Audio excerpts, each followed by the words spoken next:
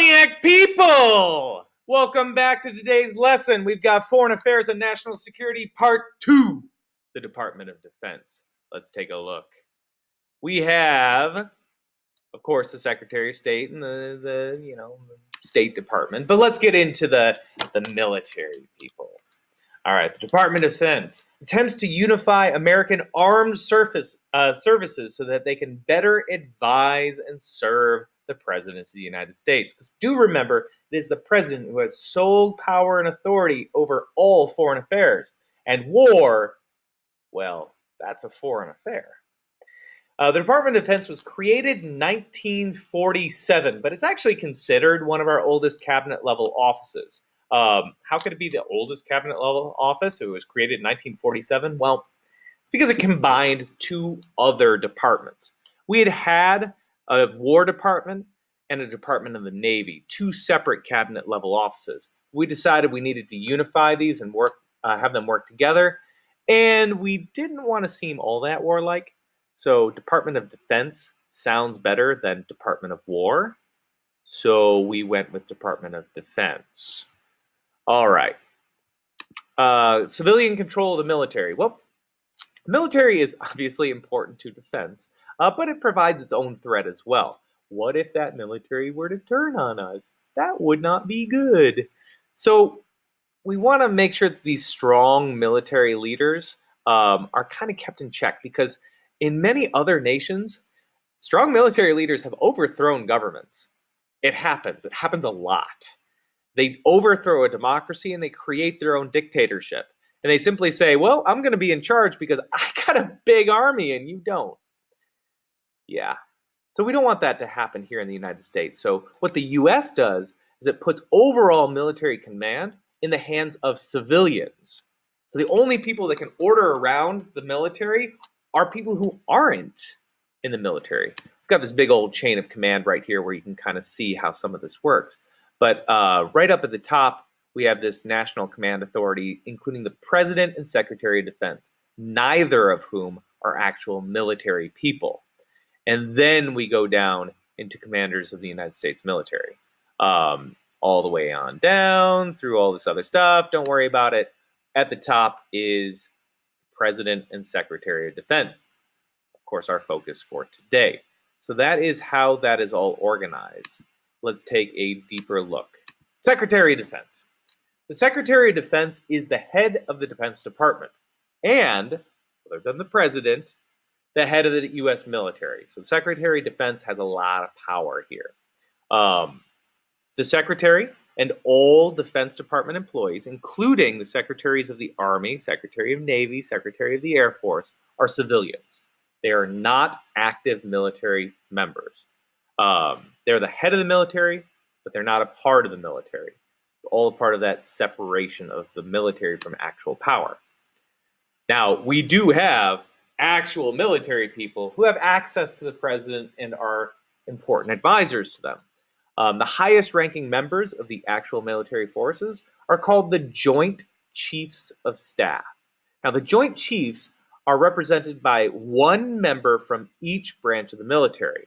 So we have a member of the Army, Air Force, and Navy, and they just go ahead and throw in the Marine Corps, even though they're a part of the Navy anyway. Don't tell that to a Marine. They don't like hearing it.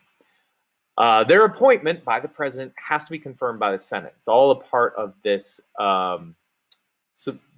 Presidential appointments to high government offices always have to be confirmed by the Senate, especially these military ones. Now, the Joint Chiefs follow the orders of the Secretary of Defense, who is a civilian leader, so he can boss them around a little bit. All right, the military department. The departments of the Army, Navy, and Air Force all work within the Defense Department and for the Secretary of Defense. They're all under that command structure. The civilian leaders of these departments make sure that government policy exists to allow the military to function. So they're really policy wonks. These are the people who make sure that all the paperwork is done and all the laws are in place and all the support structures are in place so that the other guys can go in and make things go boom. They need the paperwork done first to make sure that it all functions. Command of the actual troops don't fall to the Department of Army, Navy, and Air Force. They go to the Joint Chiefs. So if troops are moving on the ground, it's not these policy pencil pushers that are doing it. It's the Joint Chiefs, the actual military men. But let's look at these departments. So we have the Department of the Army. This was created in 1775 because we were kind of fighting a little war called the Revolutionary War back then. It was created as our main ground-based military force. The Department of Army includes our regular army. Okay, that's the people who go to other countries and make things go boom. But they also includes our National Guard. Those are the people who stay in the United States mostly, unless they're needed for an extreme emergency.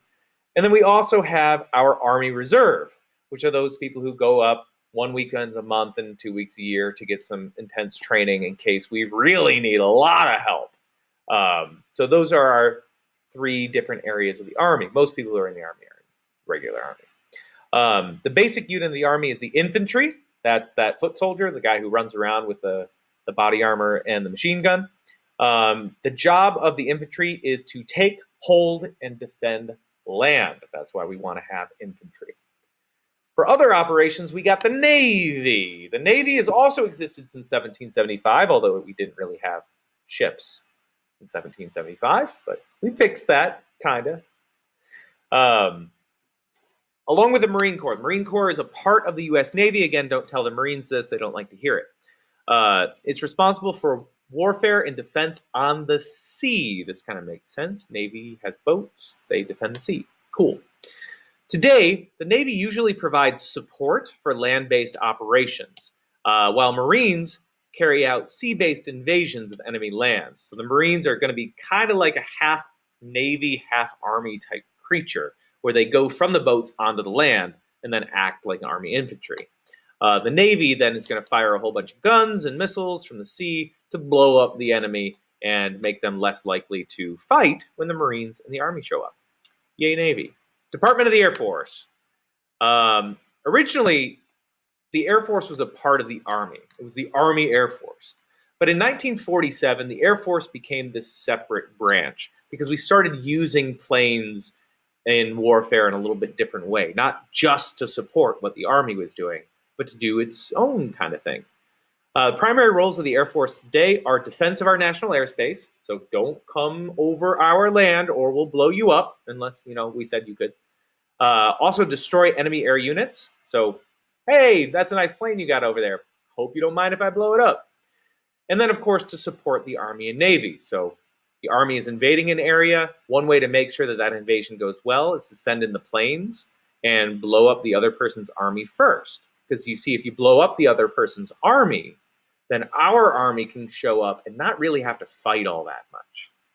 This is really how the U.S. likes to do war.